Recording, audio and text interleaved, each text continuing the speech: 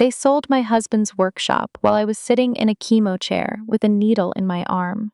They didn't tell me first. They didn't ask me. They just did it, quietly, on a Tuesday morning while I was somewhere else, fighting for my own life. I found out 3 days later, standing in the empty building where Desmond used to work, looking at bare concrete floors where his machines used to be. But here is the part they did not know. The part nobody in that family bothered to check before they picked up the phone and made a deal. The workshop was never theirs to sell. My name is Marguerite Doyle. I am 54 years old. And this is the story of what happened after my husband died, and his family decided I was too weak, too sick, and too tired to notice what they were doing behind my back. They were wrong about all three things. I need to start further back, because none of this makes sense unless you understand who Desmond was and who I was standing beside him. Desmond Doyle and I were married for 26 years. We met in our late 20s, both of us already tired of dating, both of us a little guarded. He was a carpenter then, working for someone else, coming home every night, with sawdust in his hair and his hands smelling like cedar. I was a bookkeeper for a small accounting firm downtown. Numbers were my language. Wood was his. 3 years into the marriage, Desmond told me he wanted to open his own shop. Custom furniture, restoration work, cabinetry for people who wanted something built by hand instead of bought from a warehouse. He had almost no savings. What he had was a plan, a lot of talent, and me. I did the books. I did them for free every month for over 20 years. I found the building he eventually bought, an old brick garage on the edge of town that nobody else wanted because the roof needed work. I negotiated the price down. I sat across from the bank loan officer with Desmond and answered every hard question about cash flow, because Desmond was a wonderful carpenter and a terrible public speaker. Here is the detail that matters most, so please remember it. When we bought that building, we bought it together. Both our names went on the deed. Not because Desmond insisted on it, and not because I insisted on it. It was simply how we did everything. We built our whole life as a partnership, on paper and off it. Desmond's custom woodworking became a real business. Not huge, but steady. He built kitchen cabinets for half the nice houses in our county. He restored a mahogany staircase for the old courthouse that got written up in the local paper. He trained 2 apprentices over the years, young men who called him boss with real respect in their voices. We never had children of our own. That was a private grief we carried together, and mostly stopped talking about after our 40s.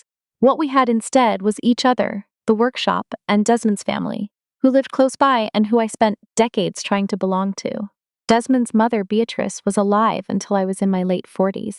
She was a difficult woman, but at least she was honest about not liking me much. After she passed, the family center of gravity shifted to Desmond's older brother, Rollo, and Rollo's wife, Delphine. Rollo was 58 now, a man who had spent his whole life being told he was destined for something big and had never quite managed to find out what that something was. He'd tried 3 different businesses over the years, a used car lot, a vending machine route, a consulting venture nobody in the family ever understood, and all 3 had quietly failed. He always had a reason: the economy, bad partners, bad luck. Delphine was the one who did the talking in that marriage, sharp, well-dressed, always slightly disappointed in everyone around her. She managed their household finances the way a general manages a losing war, moving money from one crisis to the next. And then there was Ren, Rollo, and Delphine's only son, 30 years old, Desmond's nephew. Ren had worked in Desmond's shop on and off since he was a teenager, though worked is generous. He showed up when he felt like it, left early when he didn't, and Desmond kept him on mostly out of family loyalty, always hoping the boy would eventually catch fire the way he himself had at that age. For years, this family orbited around us in small, uncomfortable ways, Rollo asking Desmond for a loan he never repaid, Delphine hinting at every holiday dinner that Desmond's business must be doing very well, wasn't it, given how nice our house looked. Ren showing up whenever his own finances got tight, knowing his uncle would find him some hours in the shop and pay him in cash. I want to be honest, I didn't love these dinners. I sat through them for Desmond because family mattered to him and because I told myself that patience was the price of peace. Then, 4 years ago, Desmond was diagnosed with pancreatic cancer. I will not describe those 18 months in detail. Some things are too heavy to hand to strangers. I will only say that I nursed him through it the way you nurse someone you have loved for a quarter of a century. Completely, without complaint. and with a kind of exhaustion that lives in your bones long after it should have left. Desmond died on a Thursday morning in October, with my hand in his. 3 weeks before he died, when he was still clear-headed enough to know exactly what he was doing, Desmond called our lawyer to the house. Her name was Adeline Cho, a careful, quiet woman who had handled our business paperwork for over a decade. Desmond signed a new will that day, with Adeline as witness, along with our family doctor, who confirmed in writing that Desmond was of sound mind. The will left everything to me: the house, the savings, and the workshop, the whole business, the building, the tools, the client list, all of it, outright, no conditions, no shared ownership with anyone else. Desmond told me why, lying in our bed 2 nights before he signed it. They love the idea of the shop, he said. Rollo especially. He loves what it looks like from the outside. But none of them have ever once asked me how to actually run it. Not one question in 20 years. You're the only person who understands what that place actually is, Margie. Promise me you won't let them take it apart the second I'm gone. I promised him. I meant it with everything I had. I did not know, at the time, exactly how soon that promise would be tested. Desmond's funeral was large. He was well liked in our town, and half the county seemed to show up, including men whose kitchens he'd built, and women whose grandmothers' rocking chairs he'd restored by hand. Rollo gave a eulogy that was, I'll admit, genuinely moving. He talked about his little brother's patience, his skill, his stubborn refusal to ever cut a corner. I cried through most of it. For a few hours that day, I let myself believe that grief might actually bring this family closer together instead of pulling us apart. I was wrong within about 6 weeks. It started small. Delphine called to ask, very gently, whether I'd thought about what to do with the shop long term. I told her I hadn't decided anything yet, that I was barely sleeping, let alone making business decisions. She said, of course, no rush at all, in a tone that made it very clear there was, in fact, a rush. Rollo started stopping by the workshop unannounced. I still went in most days that winter, not to run the business exactly, but because being in that building, surrounded by the smell of sawdust and varnish, was the closest I could get to still being near Desmond. Rollo would wander through, running his hand along a half-finished cabinet, asking casual questions about how much the equipment was worth, how many client contracts were still active, what the lease situation was on the delivery van. I didn't think much of it at the time. Grief makes you slow to suspicion. I told myself he was just processing his own loss the way people do, by trying to understand the shape of what was left behind. Then, 4 months after the funeral, my oncologist found something on a routine scan that none of us wanted to find: a mass in my left breast. Stage 2. The biopsy confirmed a few weeks later. I would need surgery, followed by 6 rounds of chemotherapy. I remember sitting in Dr. Farrow's office, absorbing the news almost from a distance, thinking absurdly that I hadn't even finished grieving one loss before being handed another fight. I called my sister first. Then, out of old habit, out of the family reflex Desmond had spent 26 years teaching me, I called Rollo. He was kind on the phone that day. Genuinely kind, or at least it sounded that way. He said the family would help however they could. He asked whether I needed rides to treatment, meals, anything. I remember feeling a small, fragile relief. Maybe, I thought, this terrible year would be the thing that finally brought us together, the way families are supposed to come together. What I did not know, what I could not have known, was that Rollo and Delphine had already begun having a very different conversation. Not about how to help me, about what would happen to the workshop if I couldn't run it, and, eventually, about what would happen to the workshop whether I could run it or not. I started chemotherapy in March. My sister, Odalise, flew in from 2 states away and stayed with me for the first month, sleeping on my pull-out couch, driving me to every appointment, holding the bowl on the nights the nausea won. Odalise had never fully trusted Rollo and Delphine. She used to say, half joking, that Delphine counted rooms whenever she walked into someone's house, like she was doing an appraisal. I used to tell her she was being unfair. I don't say that anymore. During those first hard weeks, small things happened that I brushed past because I genuinely did not have the strength to examine them closely. Ren stopped by the workshop one afternoon while I was there. Still weak from my first infusion, sitting in Desmond's old office chair, trying to answer emails from clients who were understandably confused about delivery timelines. Ren asked, almost too casually, whether I'd thought about just closing it down for a while. He said it like he was being helpful. I told him I hadn't decided. A week later, one of Desmond's longtime clients, a woman named Priscilla Hartwell, who'd had Desmond build her a dining set 15 years earlier, called me confused. She said Rollo had phoned her asking whether she had any friends looking to buy quality second-hand woodworking equipment, mentioning that the shop might be winding down soon. I hadn't told Rollo any such thing. I hadn't decided anything at all. I called Rollo about it, more puzzled than angry at that point. He laughed it off, said he must have misspoken, that he was just trying to help me think through options since I clearly had a lot on my plate. Looking back now, I understand that conversation for what it actually was.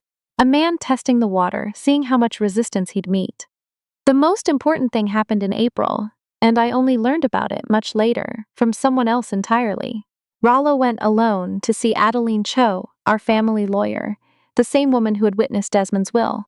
He told her he was helping me manage the estate while I was sick, and asked to see a copy of the will and the deed to the workshop building. Adeline, to her enormous credit, told him she could not release estate documents to anyone but me directly, and that if he had questions about the estate, he should ask me himself. She called me that same afternoon to tell me about the visit, her voice careful and a little worried. "I don't know what he's planning, Marguerite," she said, "but I want you to know he came in acting like ownership of that building was already settled. It isn't. It's yours, only yours. I want you to remember that, whatever happens." I thanked her. I filed the conversation away in the exhausted, foggy part of my brain that was mostly occupied with surviving chemotherapy, and I did not think hard enough about what it actually meant. That was my mistake, if I made one at all, not trusting the wrong people, simply being too sick, too tired, and too grieving to see how fast they were moving while I wasn't looking. By June, I was 3 rounds into chemo. My hair was gone, my energy came in small, unreliable bursts, usually a few days after each treatment before the next round knocked me flat again. I had stopped going to the workshop almost entirely. It hurt too much to walk through that door and not feel strong enough to be useful in it. I told Rollo, during one of his visits to my house, that I was thinking about hiring someone temporary to manage the shop's basic operations, just to keep the lights on and the existing orders moving while I got through treatment. He nodded along, said that sounded smart, said he'd look into some options for me. What he was actually looking into, I would learn, was a buyer. On the second Tuesday of July, I had my 4th chemo infusion. It was a bad one. My veins were getting harder to find, and the nurse had to try 3 times before she got the line in. I sat in that chair for almost 5 hours, watching the bag drip, feeling that particular cold, sick tiredness spread through my whole body. My sister beside me reading a magazine she wasn't really reading. That same morning, while I sat in that chair, Rollo Doyle walked into the workshop with a man named Gideon Ashworth, the owner of a mid-sized commercial furniture company 2 towns over. Rollo introduced himself as the owner's representative, handling the estate. He walked Gideon through the building, showed him the table saws, the planers, the lathe Desmond had bought secondhand and restored himself over an entire winter. He showed him the client list printed off from the shop's old computer. He showed him the building itself, told Gideon it would likely be available for lease or purchase once the paperwork settled. Gideon Ashworth, it turned out, was interested in exactly 2 things: the equipment, which was excellent and well-maintained, and the client list, which represented years of loyal, high-paying customers. He was not particularly interested in the building itself, which needed a new roof, and sat in a part of town his own operation didn't need. But equipment and client relationships, bought at the right price from someone who seemed eager to sell quickly, were a good deal. They agreed on a price that afternoon: $41,000 for the equipment and the goodwill of the client list, to be transferred within 2 weeks. Rollo signed a bill of sales using a signature that, I would later learn, described himself as Rollo Doyle on behalf of the Doyle estate. He had no such authority. None. He was not the executor. He was not a co-owner. He was Desmond's brother, and nothing more, legally speaking, in relation to that business. But Gideon Ashworth had no reason to doubt him. Rollo shared Desmond's last name. He spoke with total confidence. He had, apparently, brought along a folder of old business paperwork, invoices, tax documents, photos of the shop over the years. The kind of things that make a stranger comfortable that they're dealing with someone who belongs there. 2 weeks later, on a Tuesday morning while I was, once again, sitting in a chemo chair with a needle in my arm, a moving crew hired by Gideon Ashworth arrived at the workshop and loaded every major piece of equipment onto 2 trucks. The table saws, the planer, the lathe, Desmond's hand tools, the good ones, the ones he'd collected over 30 years. Even the small things, the clamps, the specialty router bits, the antique brass hardware, Desmond kept in labeled drawers for restoration work. By the end of that day, Desmond's custom woodworking was an empty brick building with bare concrete floors and dust outlines where the machines used to stand. I found out 3 days later, when I finally had enough strength to drive myself over and check on things, the way I tried to do every week or two, despite how much it cost me. I remember standing in the doorway, keys still in my hand, staring at the empty space where Desmond's lathe had stood for 11 years. I remember the particular silence of that building. It had never been silent before. There was always a saw running, or Wren's radio playing too loud, or Desmond humming something off-key while he worked. Now there was nothing, just my own breathing, and the echo of it against bare concrete. I did not scream, I did not cry, not right away. I stood very still, the way you stand still when your body hasn't caught up yet with what your eyes are telling you. Then I called Rollo. He answered on the second ring, and something in his voice told me immediately that he already knew exactly why I was calling. "Margie," he said, before I'd even spoken. "I can explain." "Where is everything?" I said. My voice came flatter than I expected, flatter than I felt. "I sold it," he said, "the equipment. To a buyer, a good one, Gideon Ashworth. He runs a real company, very respectable." "Margie, listen, I did this for you. You've been so sick. You clearly weren't going to be running that place again. And it was just sitting there costing money in taxes and insurance every month. I took care of it so you wouldn't have to worry about it." "That wasn't yours to sell," I said. There was a pause. "I'm Desmond's brother," he said, like that answered anything at all. "Someone had to make the hard decisions while you were dealing with your treatment. I didn't want to bother you with it." "You didn't want to ask me," I said, "because you knew what I would say." "Margie, don't be dramatic. It's done. The money's already in an account. I was going to talk to you about it once you were feeling better, split it fairly, help you out with medical bills." I hung up on him. I stood in that empty building for a long time after that, $41,000 poorer in equipment my husband had spent 30 years collecting, sold by a man who had no legal right to sell a single screwdriver in that room. I called Delphine next, mostly out of some last foolish hope that she'd be horrified, that she'd tell me this was all Rollo acting alone, that she'd help me make it right. "Marguerite," she said, in the tone she used when she was about to lecture someone, "I really think you should try to see this as a gift, not a betrayal. You've been so overwhelmed. Rollo took a burden off your plate. Most people would be grateful." "Grateful," I repeated. "You're sick," she said. "You need to focus on getting better, not on running a woodworking shop. Be honest with yourself, Marguerite. When was the last time you could have actually managed that place? Rollo did what needed to be done." I want to tell you I had some brilliant, cutting response ready. I didn't.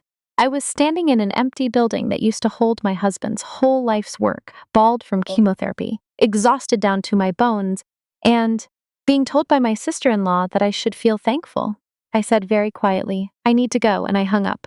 Wren texted me that night, just 3 words, "Hope we're okay." As if he hadn't spent the last several months quietly encouraging his father toward exactly this outcome. As if he hadn't known. I sat in my car in the empty workshop parking lot for almost an hour that evening, watching the sun go down over a building that no longer held a single tool my husband had ever touched. That was when I made myself a promise. Not a loud one, not a dramatic one, just a quiet, steady decision that settled into my chest and stayed there. I was not going to let this stand. Here is what Rollo Doyle did not know, what Delphine did not know, what Wren certainly did not know, and what Gideon Ashworth, the buyer, absolutely did not know when he wrote that check. The building, the equipment, the entire business, every piece of it belonged to me and only me under a will that had been signed, witnessed, and legally filed months before Rollo ever set foot in Adeline Choso's office asking questions he had no right to ask. Rollo was not the executor of Desmond's estate. I was. He was not a co-owner. He held no legal authority over the business, the building, or a single wrench in that shop. He had walked in, introduced himself with confidence and a folder of old paperwork, and sold $41,000 of equipment that was never his to sell. What he had committed, in plain legal terms, was theft, and the sale itself was fraudulent, a transaction made by someone with no legal right to make it. I did not know all of this immediately, in the raw, furious hours after I found the empty shop.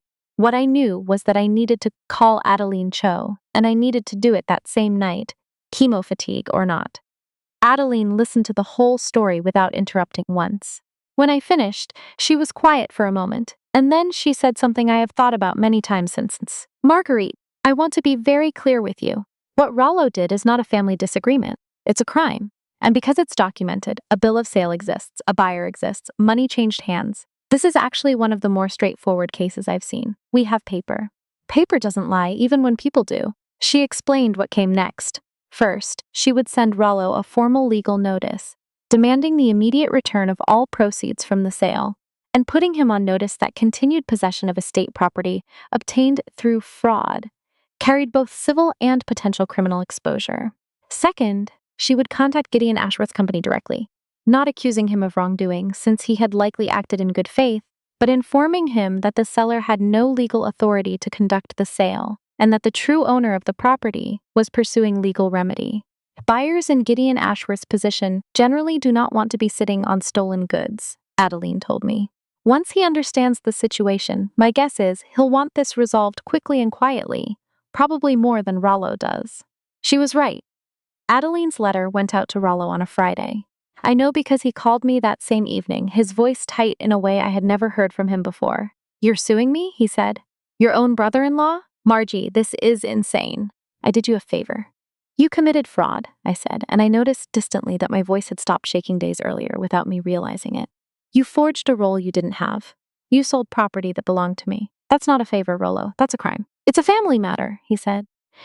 You're really going to bring lawyers into a family matter?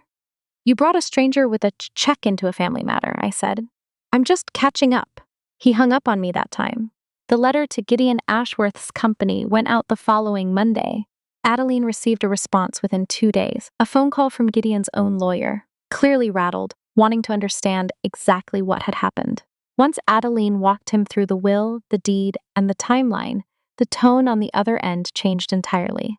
Gideon Ashworth, it turned out, ran a business built on decades of good reputation, and the last thing he wanted was any hint that his company had knowingly purchased fraudulently obtained property.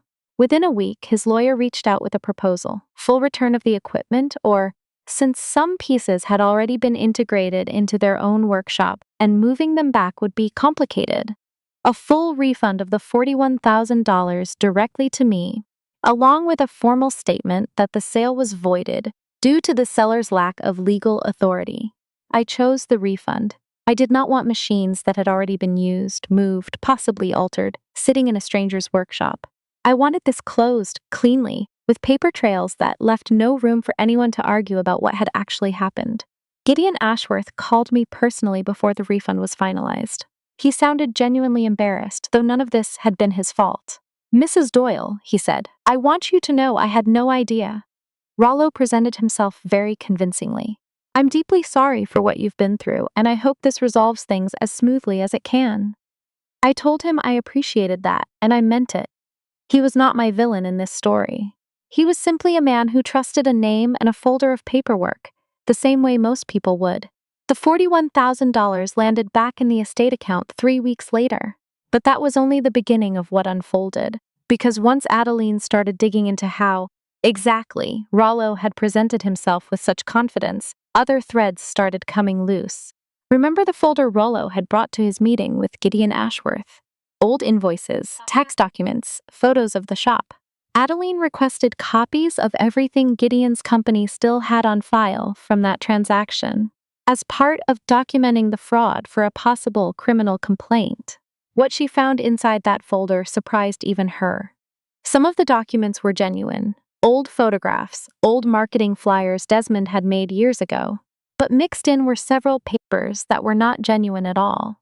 A business partnership agreement, dated 8 years earlier, supposedly signed by both Desmond and Rollo, dividing ownership of the workshop equally between the two brothers.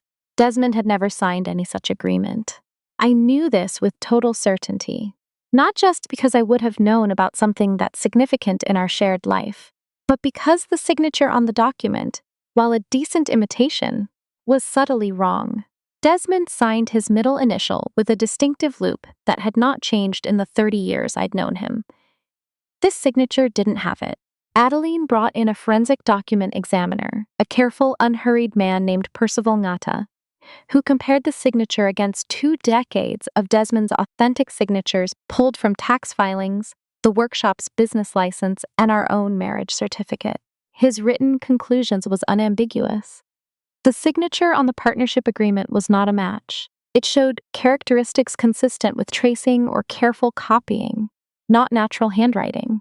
In other words, Rollo had not simply seized an opportunity while I was sick.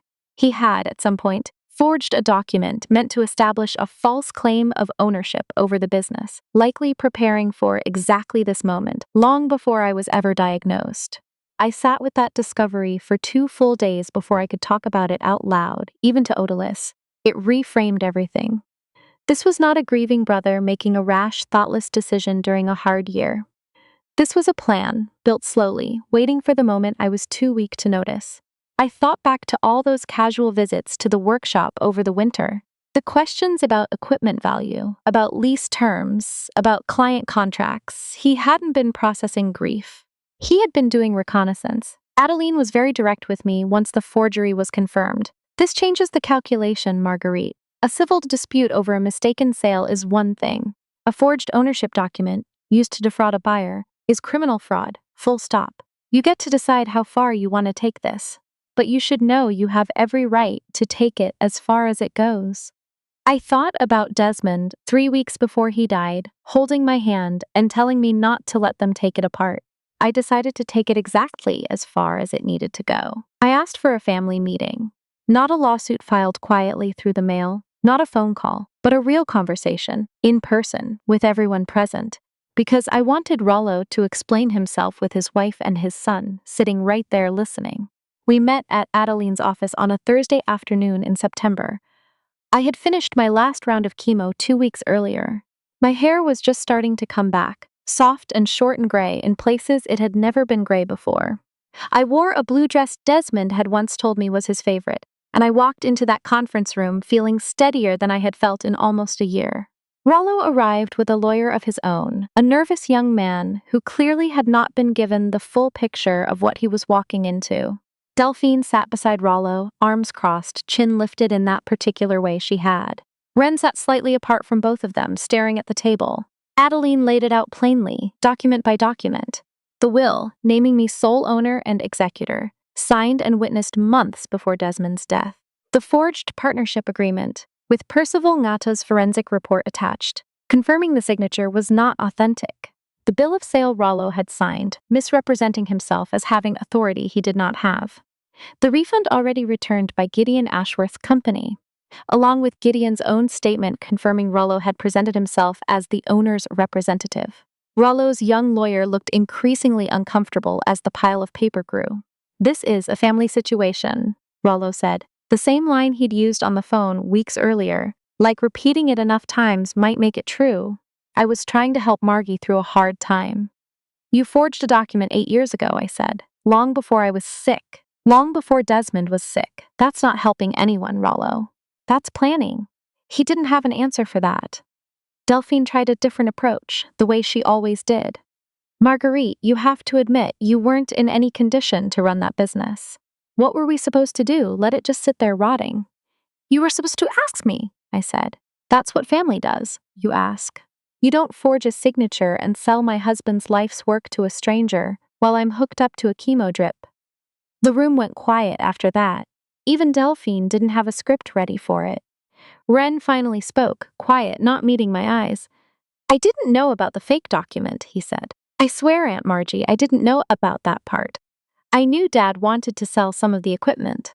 I didn't know he'd made up paperwork. I believed him, mostly. Ren had always been more for follower than architect in that family.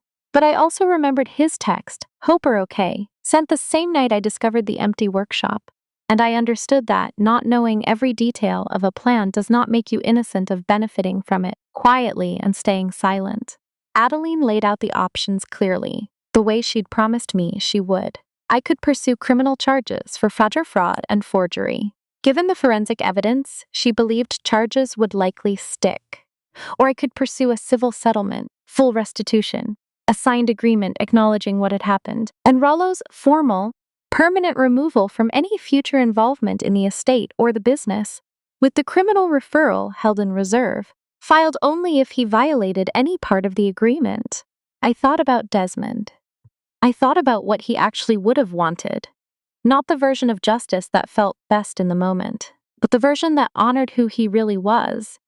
A man who valued fairness over cruelty, even toward a brother who had disappointed him more times than either of us could count over the years. Civil settlement, I said. Full restitution. A signed statement. And if he ever touches anything connected to Desmond's name again, the criminal referral goes in immediately. No second warning. Rollo's lawyer looked visibly relieved. Rollo himself looked smaller than I had ever seen him, sitting in that chair, finally understanding that the folder full of paperwork he'd once thought was clever had become the exact thing that exposed him. He signed the agreement that afternoon. I want to tell you that the story ends there, with a signature on a legal document, but that's not quite honest. The paperwork closed the legal chapter. Rebuilding my actual life took much longer, and it looked nothing like a courtroom victory. It looked like ordinary, unglamorous work.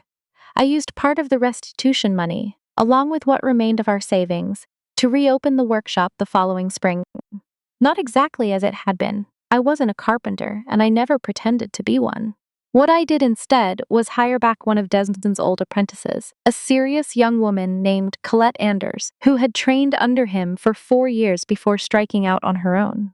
I offered her a partnership, not employment. Equal ownership, equal say, in exchange for running the actual craft side of the business while I handled what I had always handled best: the books, the clients, the steady, patient work of keeping something alive. We bought back some of the original equipment. Gideon Ashworth, feeling genuinely bad about the whole affair even though none of it had truly been his fault, offered to sell several pieces back to us at cost. I accepted, not out of any need for symbolism, but because they were simply good machines, and Desmond had always believed in not wasting anything that still worked. The workshop reopened in April, almost exactly a year after Desmond died. We kept the name, Desmond's Custom Woodworking. Colette insisted on it, and I didn't argue. Standing in that building again, hearing a table saw running, smelling sawdust in the air, for the first time in a year, I let myself cry properly for the first time since the funeral. Not from grief alone anymore. From something that felt unexpectedly like relief. My cancer treatment ended with clean scans that same spring. Faro told me, at my 6-month follow-up, that things looked very good. I sat in my car afterward in the clinic parking lot and thought about how strange it was that I had fought 2 wars in the same year, one against my own body and one against my own family, and won both of them through nothing more dramatic than patience, paperwork, and refusing to stay quiet. I have not spoken to Rollos since the day he signed that settlement. He sent one letter, about 4 months later, that read mostly like an attempt to rewrite history, describing himself as someone who'd made an error in judgment during a stressful time, rather than someone who had forged a document years before any stress began. I did not respond. Delphine sends a card at Christmas, signed simply with both their names, no note. I put it in a drawer with the others. Ren reached out on his own separately about 8 months after the settlement. He asked if he could come by the workshop, not to work, just to talk. I let him.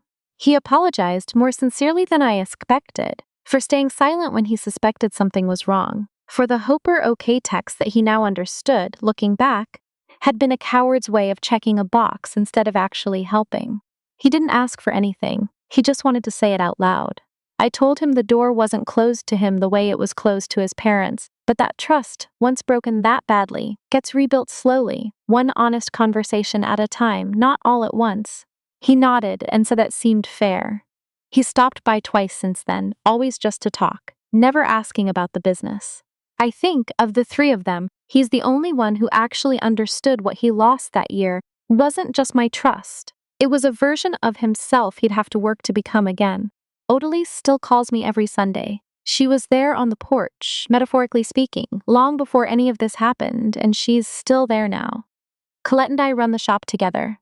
It's smaller than it was in Desmond's best years, but it's honest and it's ours, built on paperwork nobody can dispute and trust nobody can quietly steal. I kept one thing from that empty building the day I found it stripped bare: a small brass drawer pull, the kind Desmond used on restoration projects, that had fallen behind a workbench and gotten missed during the move. I keep it on my desk now, in the office that used to be his. Some days I pick it up and turn it over in my hand and think about how close his life's work came to disappearing into someone else's warehouse while I sat too sick to notice. It didn't disappear, because 26 years earlier, a careful, patient man had put both our names on a deed and made sure, in his final weeks, that everything that mattered was written down properly, witnessed, and unmistakably mine. People who try to take advantage of grief usually count on one thing: that the grieving person is too tired, too sad, or too overwhelmed to fight back. For a while, they were right about me. I was tired. I was sick. I was grieving in a way that made even small decisions feel impossible some days. But tired is not the same as powerless. And grief, it turns out, does not erase your memory of exactly what belongs to you. If someone tried to take what was rightfully yours while you were at your weakest, would you have found the strength to fight for it? Or would exhaustion have made you let it go? I know what I chose. I still think about what it cost me to choose it, and I would choose it again without hesitation.